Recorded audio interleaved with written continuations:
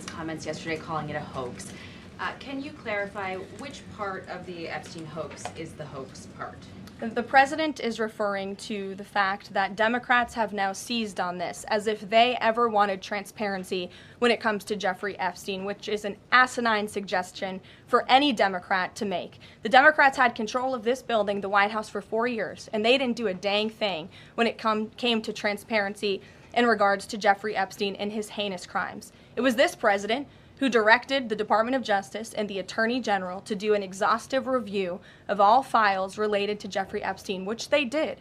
The Attorney General and the FBI, led by Pam Bondi, Dan Bongino, Kash Patel, these are great patriots, some of the most trusted voices in the Republican Party movement. It's part of the reason the president appointed them to these high law enforcement positions, and they spent many months going through all of the files related to Jeffrey Epstein, and they concluded what they found in that memo, which they drafted and they released. And so the president has been transparent. He has followed through on his promises to the American people, but he doesn't like to see Democrats and the mainstream media covering this like it's the biggest story that the American people care about.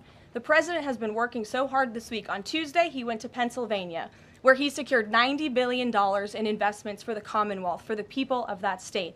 After that, he came back to the Oval Office at 8 p.m. He went in there to whip votes to get the Genius Act signed into law. And because of his efforts, that bill is now going to be signed and passed. The following day, yesterday, he meets with a foreign leader, the King of Bahrain, to secure more investments into this country. And then yesterday afternoon, the president is in the East Room of the White House mourning with parents who have lost their children because of fentanyl, signing a bipartisan piece of legislation. And not a single cable network in this country took that event live and covered that event like they should. Those are the issues the president cares about. What could be more important to the American people than helping families who have lost their children? Those are the issues this president is going to remain focused on.